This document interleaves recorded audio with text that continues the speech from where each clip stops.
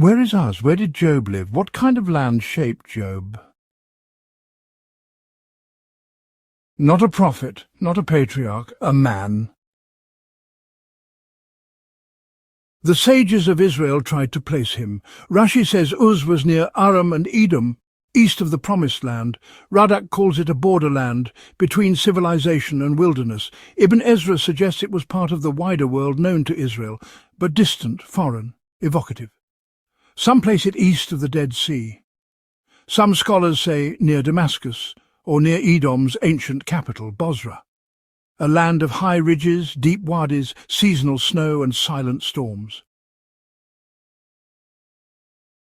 Before we hear that answer, we must first understand the world Job saw, a world of wild creatures, forgotten tongues, frozen streams and distant skies, the land of Uz.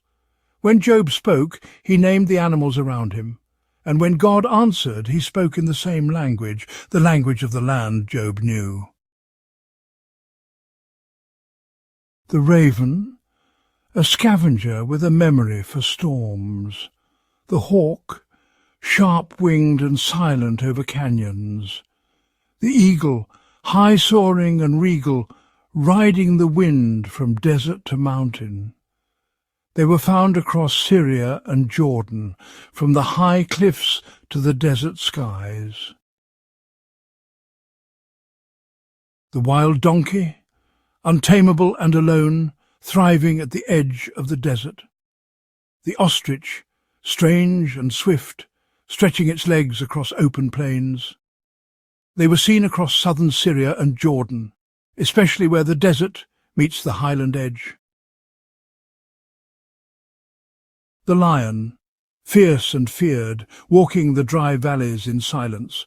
The wild ox, massive, proud, unwilling to serve man. The lion and wild ox once roamed the open valleys and steppes of Syria and Jordan. The mountain goat, sure-footed and silent, lived on the cliffs beyond man's reach. God said of it, "Do you give the mountain goats their birth, or do you watch over their offspring as they leap from the cliffs and play among the rocks?" It was found in the rugged cliffs of southern Syria and Jordan. The book of Job doesn't just speak of suffering, it speaks of ice, snow, shimmering frost that forms in arid regions during cold nights. My brothers are as treacherous as a wadi, when it is darkened by ice and hidden by snow. Job 6:15-16. If I wash myself with snow, Job 9:30. In the highlands of southern Jordan, the highlands rise above the desert, and in winter snow covers the slopes of Moab and Wadi Mujib. In the Jabal al-Druzi range of southern Syria, snow is not a rarity. It blankets the volcanic ridges of Jabal al-Druzi and feeds the wadis in winter. In the mountains of Lebanon, the snow is deep and reliable. The mountains trap winter in their heights, feeding rivers like the Litani.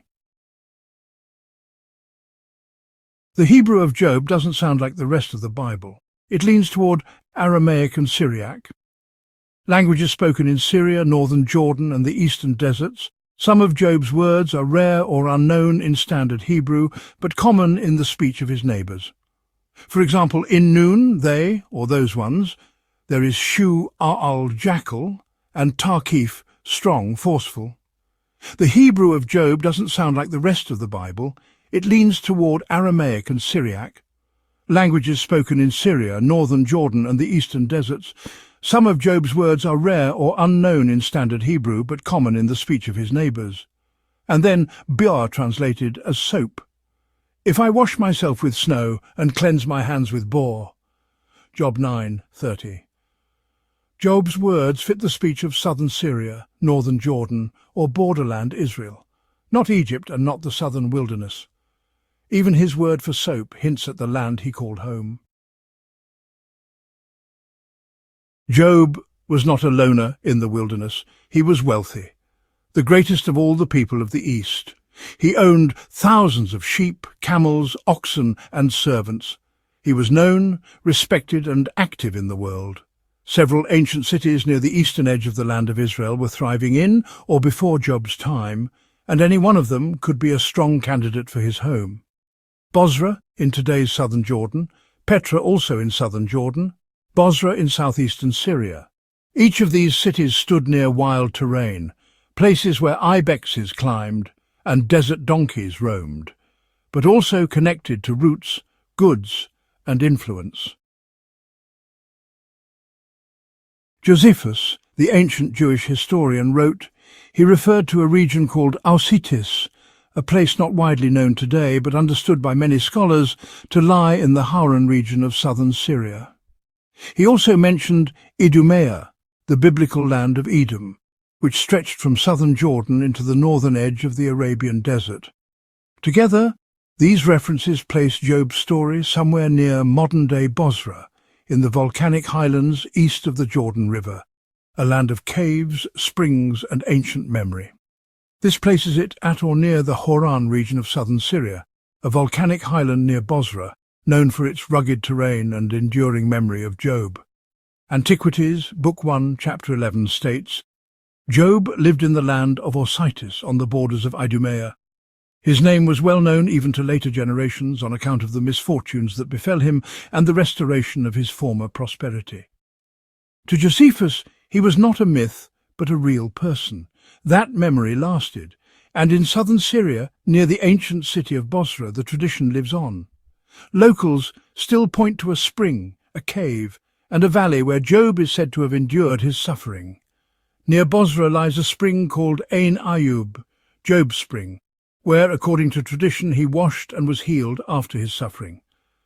Taken together with Josephus's account and enduring local memory, Bosra in southern Syria stands out as the strongest candidate for Job's home, where story, landscape and remembrance converge. For generations they have remembered him, not as a myth, but as a man. The land matches the memory. It is a place of seasonal snow and freezing streams, of mountain goats on rocky ledges, of ravens, donkeys and highland winds. Everything aligns, the animals he named, the snow he described, the language he spoke, and the people who never forgot his name. Job lived on the edge, and left a memory that never faded. His legacy endures in the land, the stories and the people who remember.